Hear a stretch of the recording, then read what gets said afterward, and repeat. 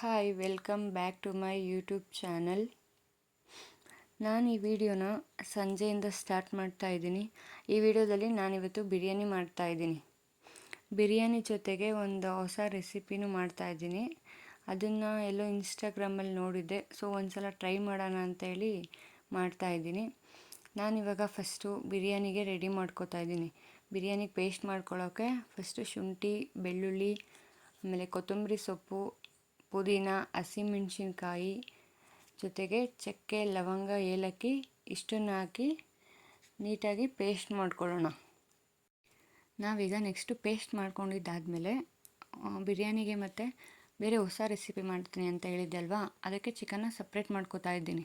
ಇವಾಗ ಫಸ್ಟು ನಾನು ಹೊಸ ರೆಸಿಪಿ ಮಾಡ್ತೀನಿ ಅಂತ ಹೇಳಿದ್ದೆ ಅಲ್ವಾ, ಆ ರೆಸಿಪಿ ನೇಮ್ ಬಂದ್ಬಿಟ್ಟು ಮಲೈಕಾ ಚಿಕನ್ ಅಂತ ಹೇಳಿ.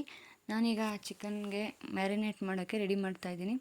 ಫಸ್ಟ್ ಬಂದು ಅರ್ಧ kg ಚಿಕನ್ಗೆ ಒಂದು 150 ಗ್ರಾಮ್ ಮೊಸರು, ಮತ್ತು ಅದಕ್ಕೆ ಶುಂಠಿ ಬೆಳ್ಳುಳ್ಳಿ ಪೇಸ್ಟ್ ಜೊತೆಗೆ ಸ್ವಲ್ಪ ಪೆಪ್ಪರ್, ಮತ್ತು ಕೊತ್ತಂಬರಿ ಸೊಪ್ಪು ಜೊತೆಗೆ ರುಚಿಗೆ ತಕ್ಕಷ್ಟು ಉಪ್ಪನ್ನು ಆ್ಯಡ್ ಮಾಡಿಬಿಟ್ಟು ಲಾಸ್ಟಲ್ಲಿ ಮೊಸರೆಲ್ಲ ಚೀಸ್ ಅಂತ ಬರುತ್ತೆ, ಅದು ಪಿಜ್ಜಾಗೆಲ್ಲ ಹಾಕ್ತಾರೆ, ಅದನ್ನು ಹಾಕ್ಬಿಟ್ಟು 10 ಮಿನಿಟ್ಸ್ ಮ್ಯಾರಿನೇಟ್ ಮಾಡಿದ್ರೆ ಆಗೋಯಿತು.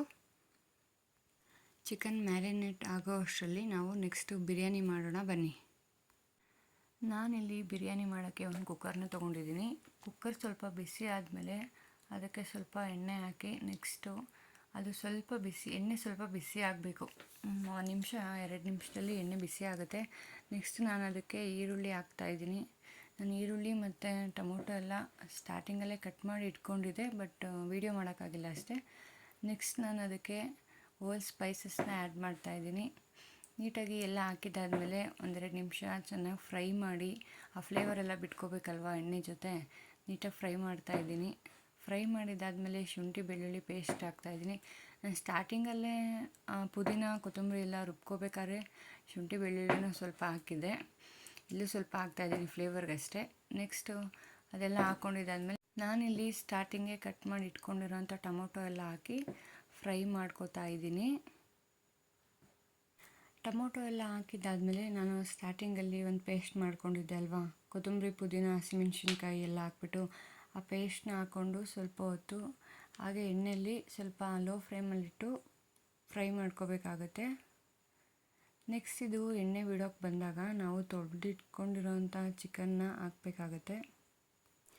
ಚಿಕನ್ನ ಹಾಕಿದ್ದಾದಮೇಲೆ ನೆಕ್ಸ್ಟ್ ಅದಕ್ಕೆ ಖಾರದ ಪುಡಿ ಮತ್ತು ಅರಿಶಿನ ಎಲ್ಲ ಹಾಕಬೇಕಾಗತ್ತೆ. ನಾನು ಸ್ಟಾರ್ಟಿಂಗ್ ಹಾಕಿರಲಿಲ್ಲ, ಇವಾಗ ಚಿಕನ್ಗೆ ಮಸಾಲೆ ಅಂಟಬೇಕಲ್ವಾ, ಸೊ ನಾನು ಚಿಕನ್ ಹಾಕಿದ್ಮೇಲೆ ಇದು ಹಾಕ್ತಾಯಿದ್ದೀನಿ. 2 ಮಿಕ್ಸ್ ಇದೆ, ಕಲರ್ ಸೇಮ್ ಇದೆ ಅಂತ ಕನ್ಫ್ಯೂಸ್ ಆಗಿಬಿಡಿ, 2 ಮಿಕ್ಸ್ ಮಾಡಿ ಹಾಕ್ತಾಯಿದ್ದೀನಿ.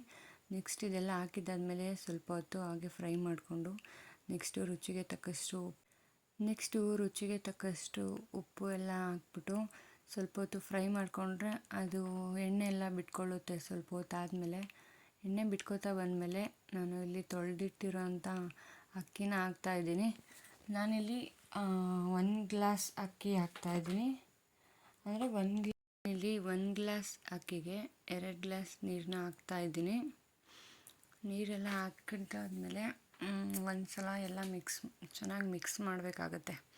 ಮಿಕ್ಸ್ ಮಾಡಿದ್ದಾದಮೇಲೆ ನೆಕ್ಸ್ಟ್ ಕುಕ್ಕರ್ನ ಕ್ಲೋಸ್ ಮಾಡಿ ಇಡ್ತಾಯಿದ್ದೀನಿ. 2 ವಿಸಿಲ್ ಹೊಡೆದ್ರೆ ಬಿರಿಯಾನಿ ಆಗೋಗುತ್ತೆ.